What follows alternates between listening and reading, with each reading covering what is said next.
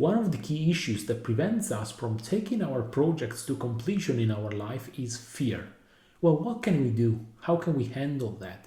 I've chosen to work on these issues through Neurographica, and if you're curious to know what insights I have obtained through my personal practice, come with me.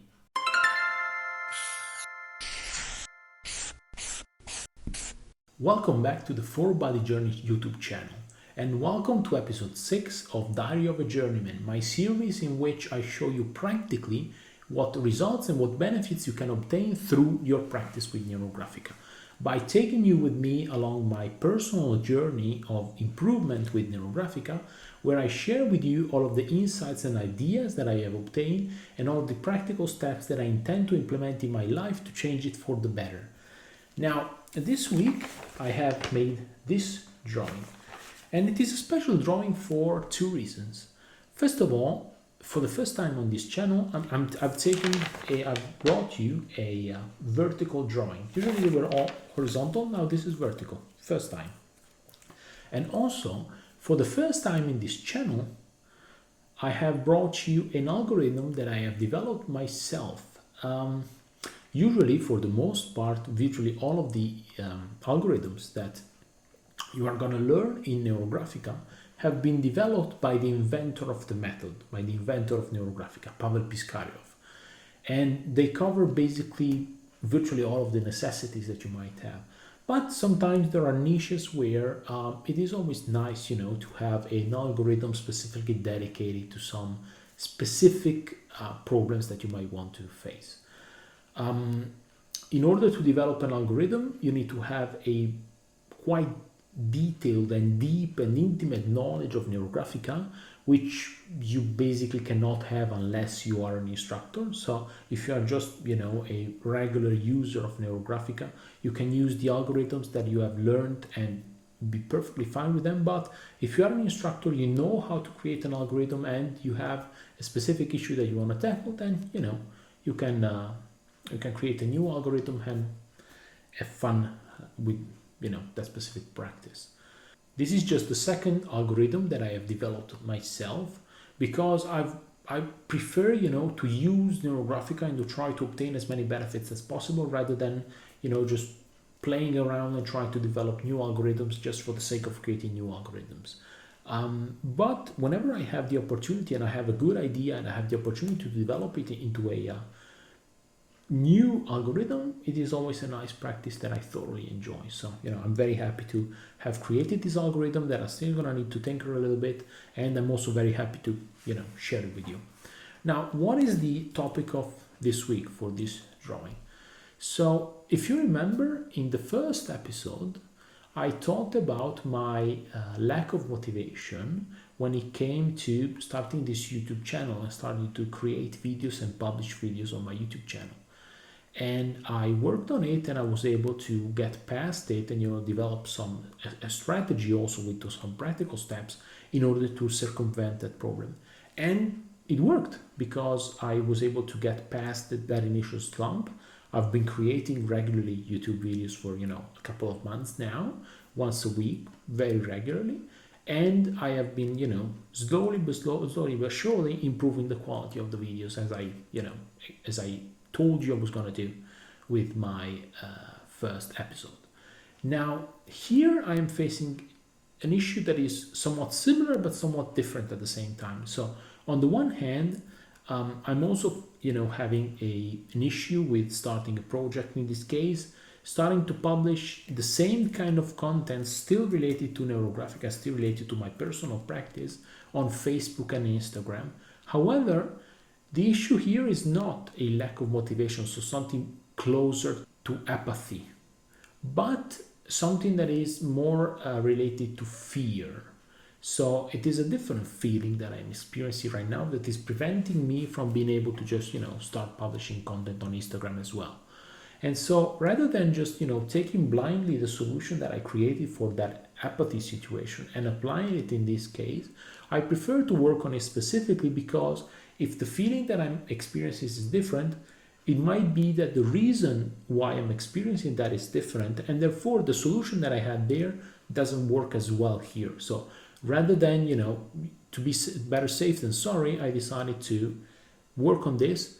The worst that can happen is that I realize that the cause of this fear is the same as it was for the apathy in the first episode. I'm gonna take the same solution, but if necessary, I can create a different kind of solution, more tailor suited to this kind of problem. So this is the project I wanted to I want to start working on. This is the issue that I'm facing, and now I'm gonna take you with me on this journey to figure out what the issue is and how I can solve my problem. Now, as I started drawing, I started to think, why am I experiencing this fear? And it didn't take me long to realize that the issue lies in the potential bad comments, bad reviews, or potential issues that might arise, or potential, complaints from other people. Again, it's all potential because I have never published anything on Instagram or Facebook, so it's all in my mind. But these are all things that could potentially jeopardize the success of this project. Now, I believe in this project. I believe a lot in this project, and I believe this project has the potential to succeed and to help a lot of people. So far I have invested a lot in terms of effort, in terms of mental energies, and in terms of physical energies in order to bring this project to completion and to success.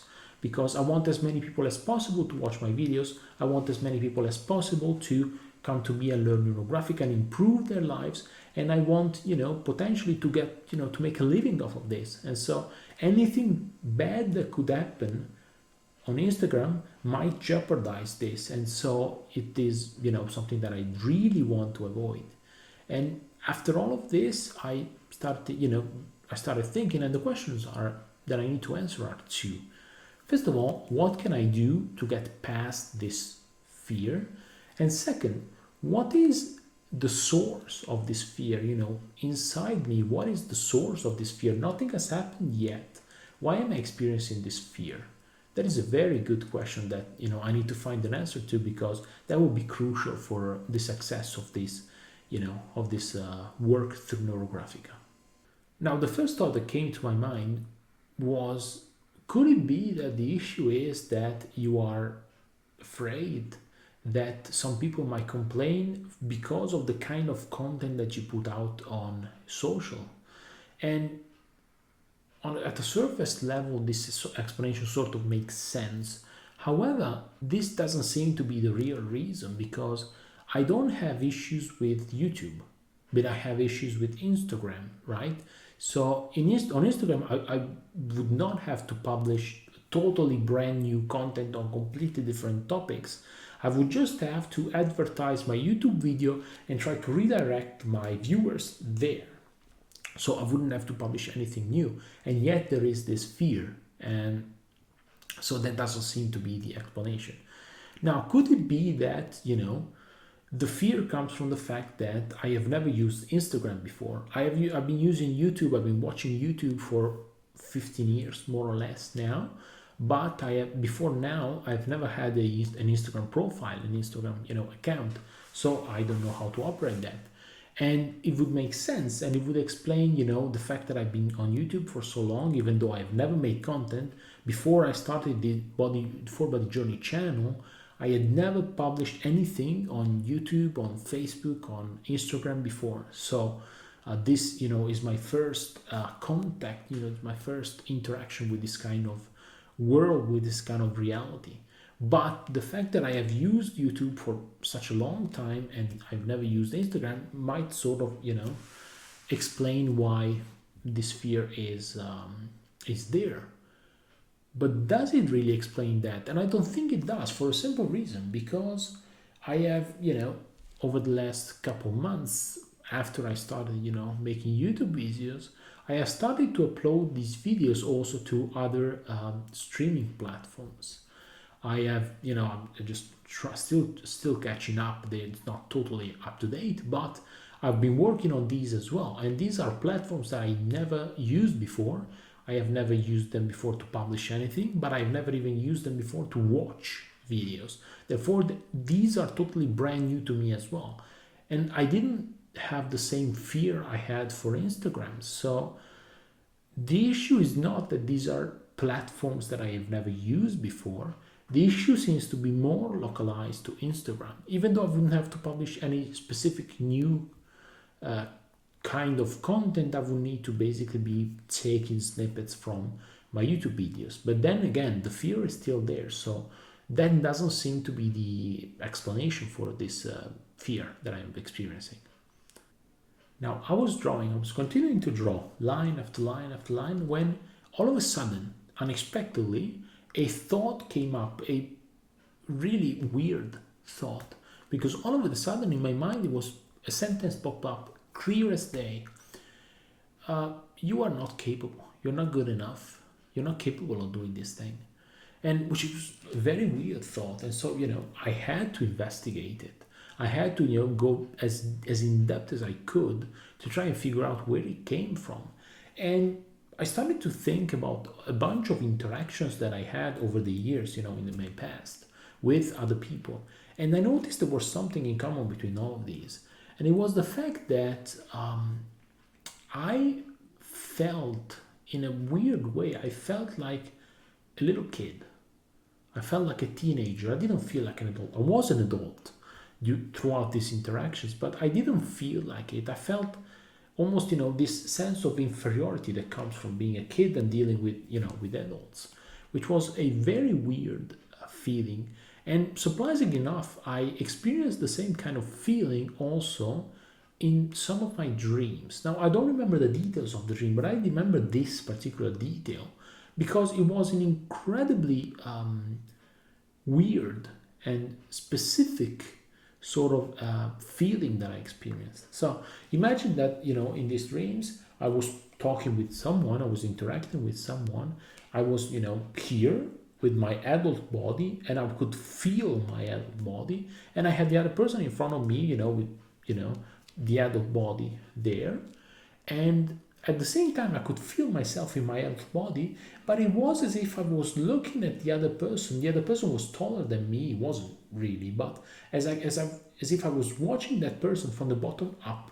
I was looking upwards to look at the other person. So as if I was, feeling like a kid or a teenager, even though I was conscious that I was feeling, myself inside my own body. It was an incredibly weird sensation that I experienced. But this idea that, I don't consider myself an adult might have some, might make sense in the context of this topic I'm working on.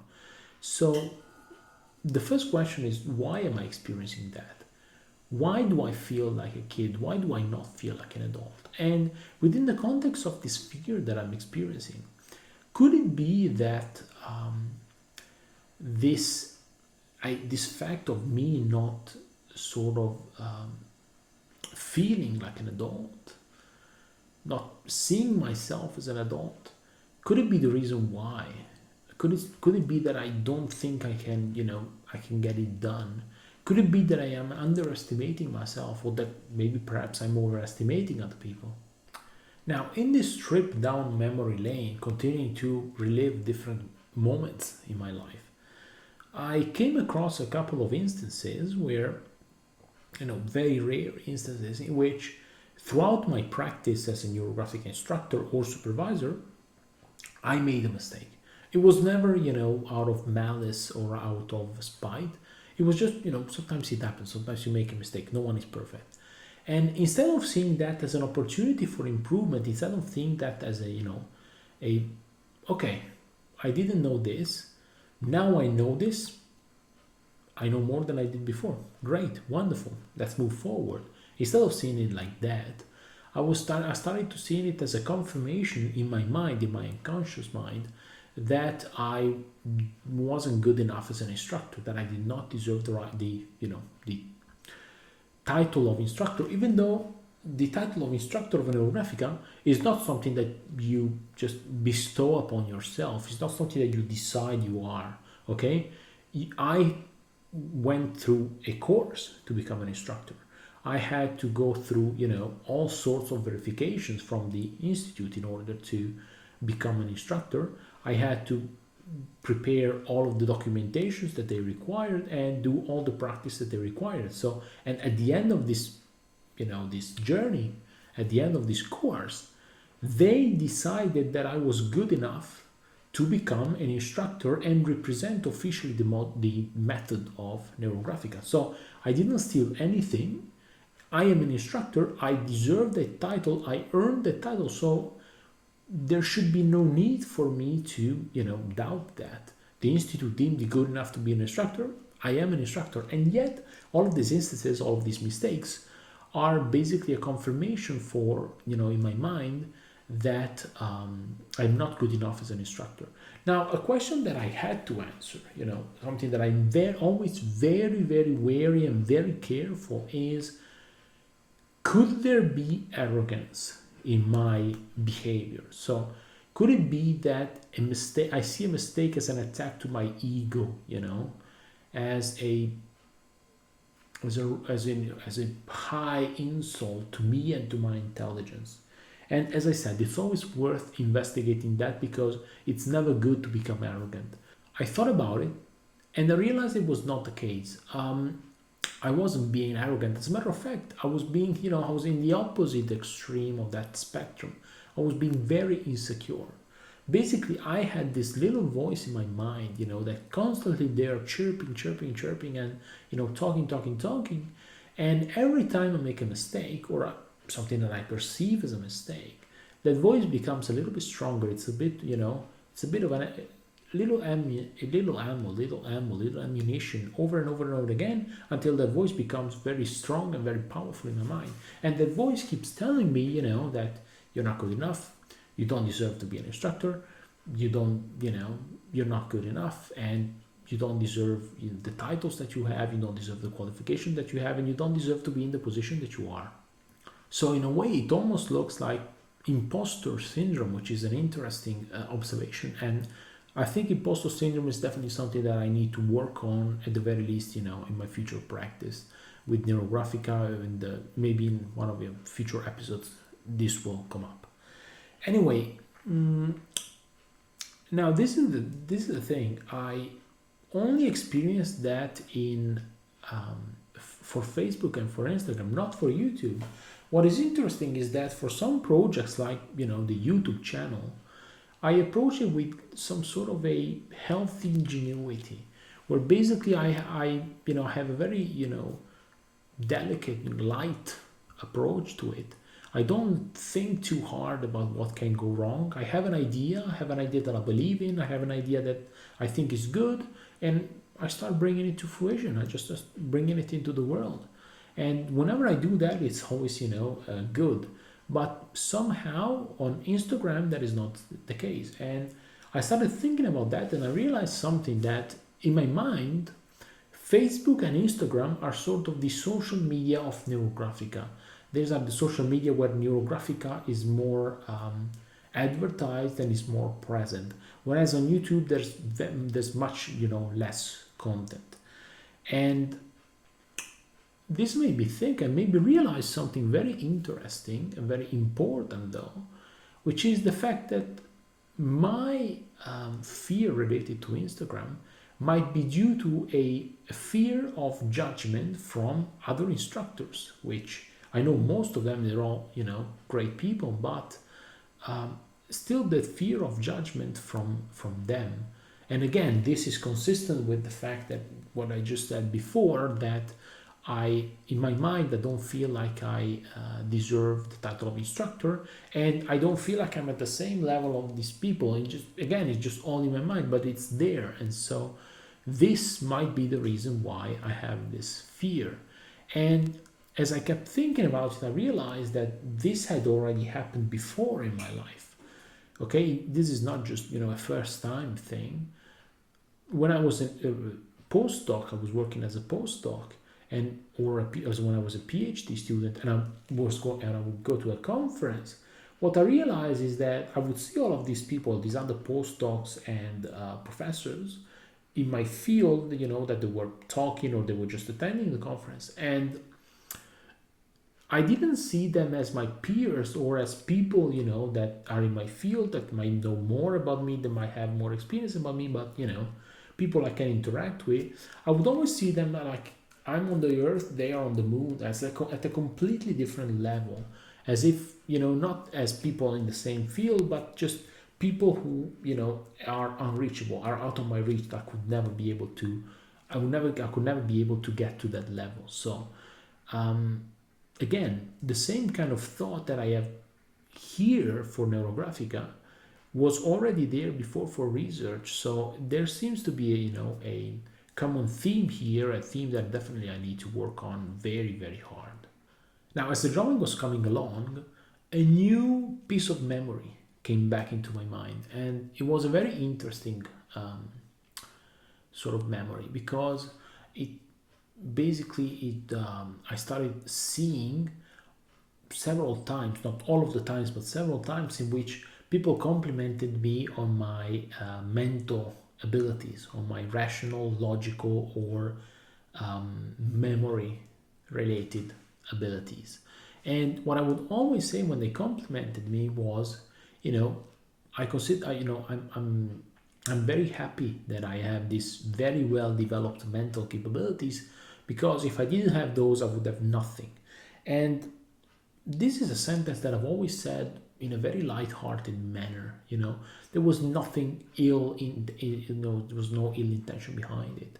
There was no issue as far as I was concerned. But now, reanalyzing that sentence that would just come out naturally out of me, reanalyzing it in the context of this topic I'm working on, it paints a very different picture, in the sense that maybe, I am associated myself a bit too strongly with my mental side, neglecting my physical and emotional side. Now, ever since I was a little kid, I've been focusing primarily on my mental abilities, developing those and training those and working on those, because I had fun with it. Okay, I enjoyed it.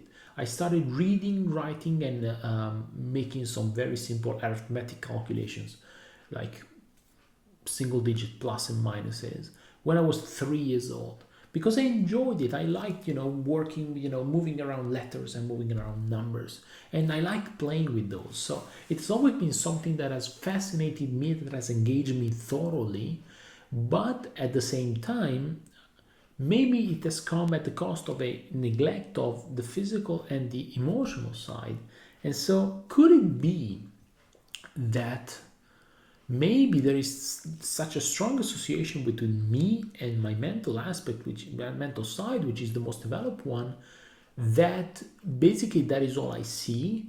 And so if there is something I do not reach success on through my mental capabilities, then that basically becomes a failure of me as a person. Because if my mental aspect in my mental area fails, what else do I have? I have nothing. And that is a very interesting thought. And as I started, as I continued to think, I started recollecting a lot of memories, a lot of events in which basically I went through similar things. So basically it was me not satisfying my own expectations through my mental abilities. And as a result, me being disappointed in that particular event, in that particular endeavor. Even though on an absolute term, okay, maybe I didn't win, but I placed very well in these tournaments, in these events. But because I had certain expectations that I did not fulfill, to me that was an insuccess, and it was not successful. And since it was related to my mental sort of abilities, basically that lack of success translated into a failure of me as an individual, because to me, I see my mental side and nothing else. And so at times this even led to me abandoning that activity altogether, because in my mind there was now a rift, there was a break between me and that activity, which I enjoyed doing before, but now as a result of this unsuccessful event or tournament or competition or whatever, now everything changed, dynamic changed. Therefore, I as I said, I ended up certain times, I ended up abandoning certain activities because I was not enjoying them anymore because of this unsuccessful event, which is something that is definitely not a pleasing thing to happen to you. So that's definitely something that I want to change. And while on the one hand, I think a very good strategy for me would be to learn how to, or work on how to not disassociate myself with my mental abilities, but sort of associate myself with all of the aspects of myself at the same time. So every single aspect, the mental aspect, the physical aspect, and the emotional aspect, all having the right space and the rightful space inside me, so that if I come up a bit short through my mental endeavors, then that is not all I am. There's more to me, and so it is not as much of a failure as it would be right now, at this specific point in time. So that is probably a good objective to aim at.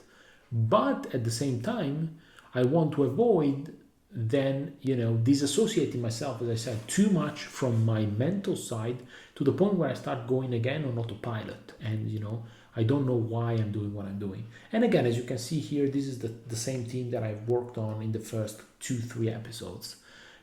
My tendency to do things on autopilot. I do things because I just I enjoy doing them. I don't know why I do those things. I don't know why what happens to me, and so I definitely want to avoid that. And you might think, wait a second, but how come every single time you talk, there's just always the same 2, 3, 4 themes that pop up? Well, it makes perfect sense, because at the end of the day, if you have certain issues from your past that just come through up until now, that create some problems inside you, in your unconscious mind, in your conscious mind, wherever, then they might manifest in many different areas of your life. So it might be that in all areas of your life you have the same underlying issue that manifests in different ways, but it can all be traced back to the same problem. So I see it as it's perfectly normal, it's perfectly reasonable for that to happen. And until I go back and solve the root cause of that issue might pop up again and again and again, until again solve the problem.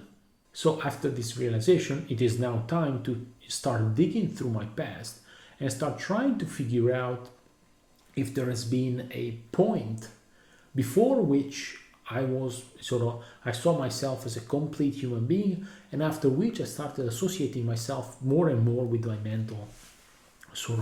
mental area, in order to try and figure out exactly what happened there and see what is the issue that I have to tackle. But no matter how far back I went, no matter how younger and younger I tried to pull, my memories from, I couldn't find such an event. As far back as I can remember, I have always been, particularly interested in developing my mental abilities and in associating myself with my mental abilities. And something interesting that I've noticed is that from a mental perspective, I've always been, more mature than my peers. Okay, I've always been the one who could reason better, who could memorize better, who could analyze and reason better. But at the same time, I was tracking a bit back. I was a bit lagging behind in the physical and the emotional development. So much so that I was always, the weaker and more frail guy, and I hit puberty later than most guys. And so, I've always been a lag behind on these two areas, but this was compensated by my, mental abilities, which were much more developed than my peers. And so as a result of this, any success that I have obtained ever since I was a little kid, outside of the home, of course, I'm talking about, scholastic, school-related achievements, they've all come from my mental capabilities, never from my physical or emotional capabilities, which is consistent with, the kind of memories that I've been able to retrieve right now. And something interesting that I have not been able to, correctly place, and I have not been able to understand exactly why that happened, what. Something interesting that came to my mind that definitely, stuck in my mind while I was drawing was the fact that when I was really young, mainly like kindergarten and elementary school, many of my teachers did not really like me, even though I was, quiet. I didn't create problems. I wasn't rowdy. I wasn't, a bully or anything like that. I was just quiet. I would do my thing. I would just try to do my best at school. But many teachers did not like me. However, when I went to middle school and high school, virtually all of my teachers had a very, very positive opinion of me because, again, I was the quiet kid who would work hard, who would, get good results, who would achieve a lot in terms of even school-related achievements. And so before it was mostly negative, and then afterwards it was mostly positive. I cannot know, I don't know exactly how to place this. I don't know exactly what the meaning of that is, but it's something that came out, and so it's something that stuck into my mind, and maybe something I need to think a little bit more over the next, over the coming few days. So something I need to think about. But now, closing this parenthesis, closing this, sort of side discussion, let's come back to the main topic. Let's come back to the main question now. I have this strong association with my mental area. What can I do to change my perception of myself? So, what can I do to associate myself also with the other areas of me, with my physical area and with my emotional area? Now, we have arrived to my favorite part of the drawing, which is the coloring. And I've already made some interesting observation, and I've made some really important steps forward in my understanding of this topic. I've gone from fear of publishing something on Instagram to the issue is that I associate myself too strongly with my mental capabilities. I've made some really big steps forwards, but I still haven't, I haven't hit the jackpot. I haven't hit bullseye. I still don't know exactly why I feel the way I feel, why I have having so many issues with this kind of projects. And so I try to focus on figuring out what was the source of the problem. What is the problem? What is the issue? How can I go about tackling it? And how can I go about solving it? And no matter how hard I tried, and no matter how many ideas I picked up, none of them was, gave me that eureka moment, that realization of, yes, that is it. That is the answer to my question. Should I disassociate myself, at least partially, from my mental aspect? Nah, that's not it. Should I associate myself more strongly with my rather than with my mental, with my physical and with my emotional sides? No, that is not the right thing either. Maybe is it, after all, some sort of self-sabotaging where, in a perverted, sadistic kind of way, I am not willing to accept the fact that I have a significant potential and therefore that I can bring this project to success? Is it that? It's not that either. And so I tried something, I could not get to a solution, so I tried something different. And it's something that I try very rarely, but usually whenever I've done it, I've always obtained some very interesting insights. So what I did was I sat down, I took some deep breaths, I relaxed, and then I tried to conjure up in my mind an image of me as a young kid. And I started talking to that kid. And I asked him, okay, what can I do for you? How can I help you? And that kid responded to me by saying, let's play together. And again, that wasn't the eureka moment, that wasn't the solution, but it definitely made more sense in my mind. It seemed, more correct than the other possibilities, which is the fact that maybe in order to orient myself in a project and try to figure out if I am going in the right direction or not, sort of like the north in my magnetic north, I need to make sure that I am enjoying myself, that I'm having fun. If I'm not having fun, there is something wrong.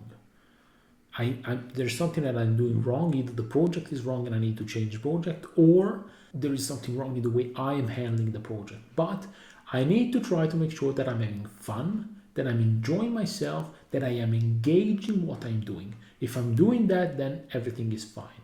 Again, this still doesn't help me to, pinpoint the exact issue I'm facing, the exact reason why I'm facing this issue, and what is the perfect solution. But this is a step forward in the right direction. Overall, in this drawing, I've already made a lot of steps forward, but I still have not been able to pinpoint the exact solution. I'm definitely gonna need to make another drawing on this and to try and really get to the bottom of this. Now, I have one last insight for you. And it came at a very unexpected moment, because it came basically when I had already finished the drawing and I was, putting everything away. And this insight really hit me because I had never realized this before, but it's consistent with the fact that I am very well familiar, I'm very well accustomed to my mental side, much less so to my physical or to my emotional side. And it is the fact that inside me, I don't really know myself.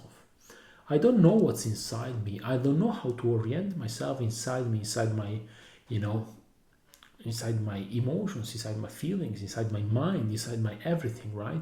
Inside my unconscious. And so what happens is that whenever I have to dig deep and try to figure out what the real solution to an issue is, well, it becomes difficult. I struggle because I don't know how to look for a solution in a systematic manner.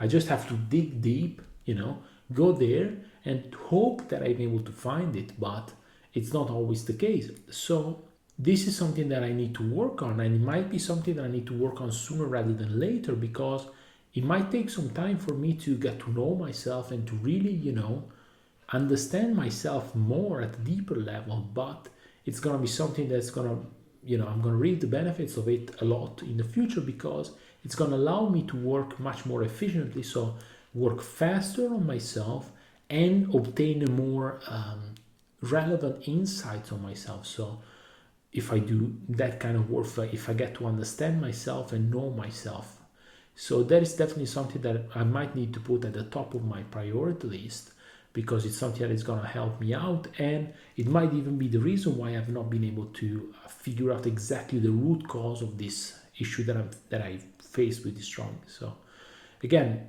one last insight, but I think one of these that is very powerful and that could potentially be very helpful for me in the long term. Okay, so what are the three main conclusions? 3 points I can take home from all of the discussion that I have just had with you related to the work I've done on this topic through Neurographica. The first conclusion is that this has been a very, complex topic to tackle, and even though I've made some really good steps forward, because I've gone through the fear of not, of publishing on Instagram, to I am associating myself too strongly with my mental aspect. So, I've made a lot of steps forward, but I still haven't gotten to the core of it. I still haven't found the root cause of this issue. So I still need to make at least another drawing in order to dig deeper, and to try and figure out, what the real issue is. The second conclusion is that I tend to see every single lack of success, which could be even relative, not absolute, but relative to my expectations, as a personal failure, as a personal success. It's not just, something where I've come up a little bit short, but I've done my best, but, that was the best I could do. But as, a failure of me as a person. And that is definitely an attitude that I need to change, because it is hurting me, it is hindering me in being able to achieve my goals and to bring my projects to completion. And the third takeaway point I have is that even though we might have the same certifications, the same skills, the same knowledge, I will still see myself as being inferior to other people even though, again, that might not be the case. And this might be one of the root issues that led to my fear of publishing on Instagram. And again, that is also something I need to work on, because I cannot allow it to hinder me any longer, because it might prevent me from being able to achieve my goals. So definitely something I need to tackle as soon as possible and to solve in order to being able to push, full force, pedal to the metal, and achieve my goals. And practically speaking, what am I gonna do? Is there something I can do? Because I have not gone to the bottom of this problem. So is there something that I can do to try and, apply a patch and try to start, patching things up and getting a bit better as I'm working deeper on this? Well, it turns out that I can. I found two possible practical steps that I can undertake. So the first one is, no matter what, I'm gonna start publishing on Instagram and on Facebook, but I am gonna take it very, very slowly. So what am I gonna do? I'm gonna publish only one post a week when my videos come out, to advertise the fact that the video has come out and try to invite people to come over to YouTube to watch the full video. I will not be checking regularly the comments or whatever people write, but I'm gonna just start putting them out there to start, breaking the resistance and getting me into the habit of publishing on Facebook and Instagram. And then I'll see how things go from there. I'll try to figure out, am I feeling better? Is the fear still there? Has it gone away? What's happening? And this will help me out, also to work further on this topic.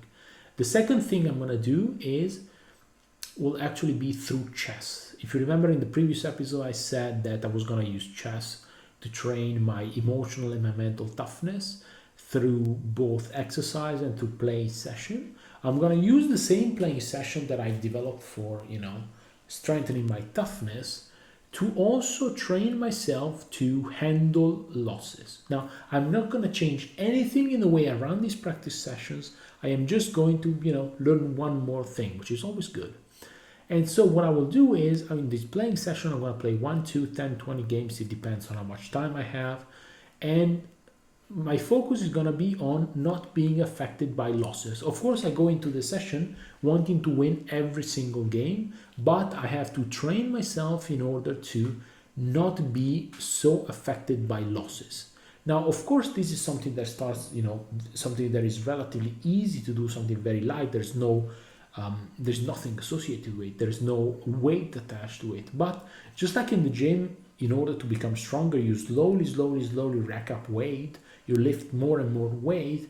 Here, I'm going to start with something that is relatively inconsequential, that has no big consequences associated to a loss, but I'm going to learn to handle these losses. And then slowly but surely over time, I'm going to build up to handle more significant losses over time and being less affected by them. So I'm going to start slow and I'm going to ramp up as things go, and as time passes, as things get easier for me, and I get stronger in that regard. So this is my solution for this problem. Now, if you have the same problem, what is your solution? Or if you have a different problem, what is your solution? How can you find your solution? Well, that's where Neurographica comes in. Neurographica is a technique that allows you to work on a different range of topics and change your life for the better. It can help you in two main areas. You are dealing with some event of your past that affect you negatively now, and you want to change that. Well, Neurographica can help you out with that. Do you want to plan your future in the most effective and personal way? Well, Neurographica can help you out with that. Do you want to win the lottery, or do you need $1 million by tomorrow morning? Well, you're better off going to Lourdes. Neurographica cannot help you out with that. Neurographica is a very versatile technique. It can, you can work on it whenever you want. You can work on any topic you want, and it will always give you the best solution for yourself at that specific point in time for the topic you're working on. I am a certified Neurographica instructor, specialist, and supervisor. And I organize courses in which I provide you all of the tools that you need in order to start changing your life for the better. If this video is your first contact with the world of Neurographica and you want to take your first step with this technique into changing your life and changing, negative events in your life into positive events, I invite you to join my basic user course, which is the most fundamental, the most important course that you can take in Neurographica, because you will learn all of the fundamental principles of Neurographica, all of the rules of this technique, and you will learn how to use a group of algorithms that you can start applying right away to your life, and where you can change your life for the better.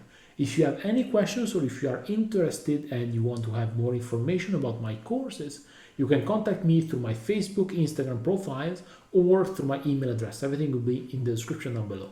With this being said, thank you very much for watching. Thank you very much for sticking with me all the way to the end of the video, and see you next time. Admaiora. Oh, you're still here. I'm very happy to see that. If you want, you can subscribe to my YouTube channel, or you can open this playlist that contain all of the episodes of this series, or you can watch this video. I'm sure you're gonna like that. The choice is yours. Have fun, and I'll see you in the next video.